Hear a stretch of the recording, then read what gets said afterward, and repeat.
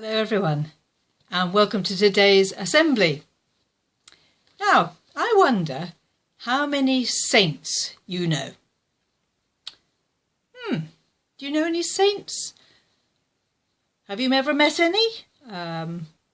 Would you recognise one if you saw one, I wonder? The reason I'm thinking about this is because I'm recording this on Sunday, which is All Saints' Day. Yesterday was, as you all know, Halloween, and I'm sure you all dressed up, did you, and tried to go around frightening people? Maybe not so much this year. But the day after Halloween is All Saints' Day. So, how would you recognise a saint if you saw one? Now, the traditional picture of saints in paintings is something like this. Can you all see them lined up, looking terribly holy, terribly godly, and rather in another world? Saints in paintings have a shiny disc behind their heads, so that you know just how holy they are, which makes them look like something very, very not ordinary, very special and very weird, really. But saints that have lived more recently than that aren't in paintings, real saints, are actually people who aren't people who stand around looking holy and pious and being absolutely good for nothing at all. Real saints are people who've got really stuck in to this world, who've made a big difference to this world by the things that they have done for people and for the world. You may know one of the most famous saints of 20th century, Mother Teresa. Here's a picture of Mother Teresa in her nun's outfit. Mother Teresa in India spent her life dedicated to people who the rest of society had rejected, wasn't able to do anything for. She's most famous for the people that she encouraged to look after those who were dying, and dying on the streets of India, some of them. Here's a picture of, sure if you can see in a very dim black and white old picture of all those people just laying on the streets waiting to die because people had given up on them. There was nothing they could do. They weren't any use to society, they weren't bringing any money in, and they had no financial or other support. And Mother Teresa and the Sisters of Mercy cared for those people because they knew that God cared for them. And Mother Teresa is now Saint Teresa. She was very wonderful in what she did. But not every saint is somebody who lives a life that makes us think, whoa, we can't possibly do that. And the most recent person to be made a saint with a capital S by the Catholic Church is a lad called Carlo. Here's a picture of Carlo. He doesn't look, he's got no halo behind his head, has he? He looks like a very ordinary, nice young lad. Carlo was Italian, born in England. And Carlo, when he was at school, got very upset when the people around him, there were some disabled people in the same school, and they were being teased.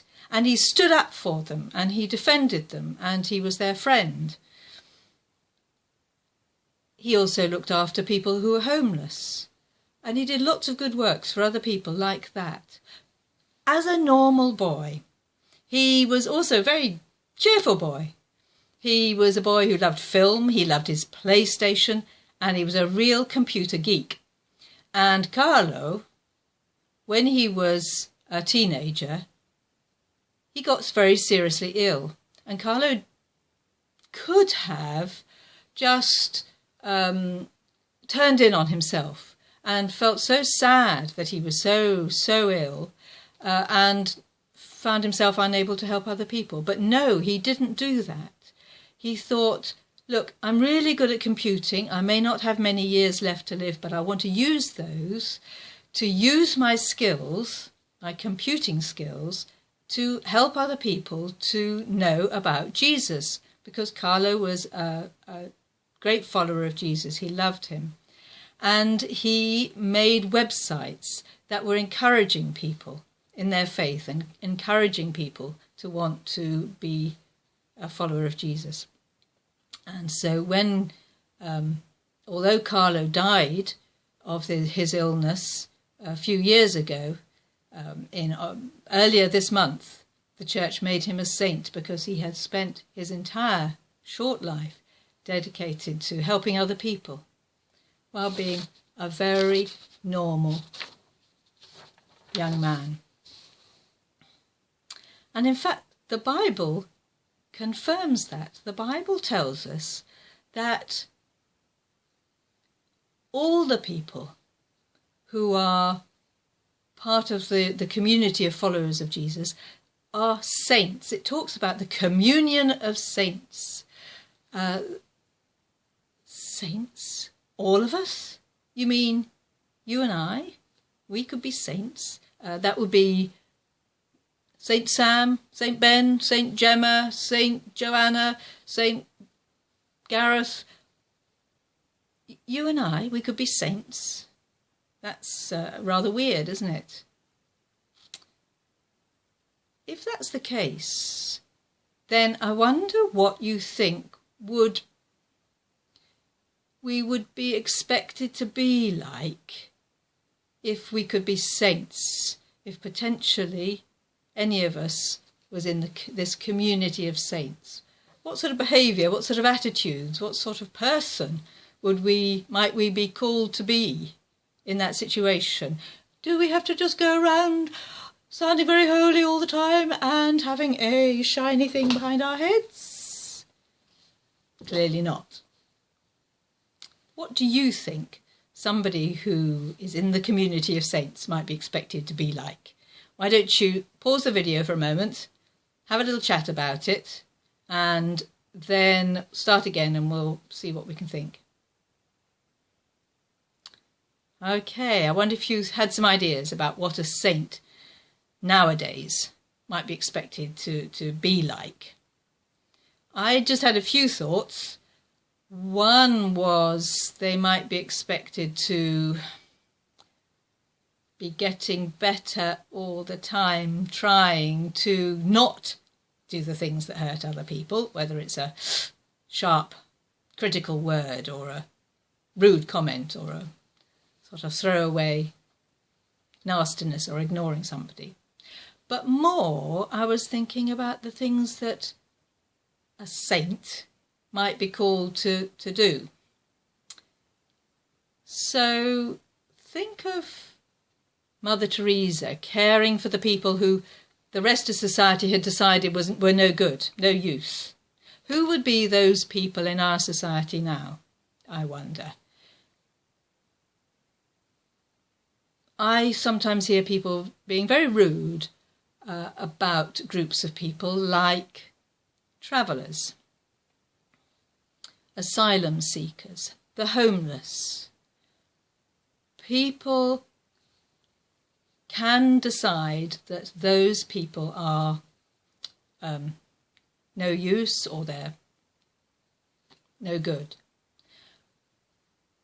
If we're going to follow in the example that Mother Teresa gave, we would start thinking, no, each person is loved by God and is as valuable to God. What are our attitudes going to be to them?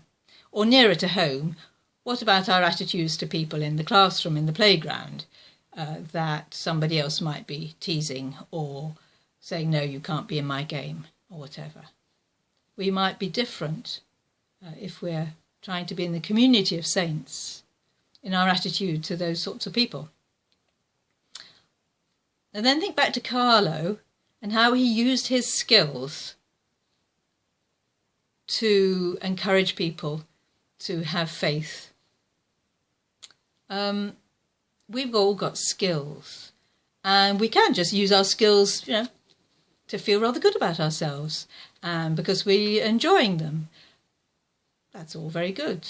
But can we also use our skills in order to help other people in some way, to encourage them, or to show them how to do things, or whatever it might be? I wonder. And I'm looking forward to meeting all these saints. Happy Saints' Day, everybody. Now we're going to finish by saying a prayer, but because, as I'm sure, you've all been sitting rather quietly watching and listening to me as I've been talking, we're going to do some movement prayers now. Okay, so get your hands at the ready, and first of all we're going to do a sort of thank you prayer with your hands up, right? I'd like you to think about all the things that we've been given that are good. So our homes, our families, food, friends, health, all those things. Spend a moment thinking of those things with your hands up to say thank you. Now, put your hands pointing to yourself, and I'd like you to think about the skills that you have been given. List them, and if you can't think of enough to list them, ask somebody afterwards and they'll help you to think of your skills, I'm sure. List them, and then you can say a thank you to God for the skills that you've been given. Okay, so it might be footballing, a nice kind word, a gentleness, a writing skill, all those different things. You can thank God for those.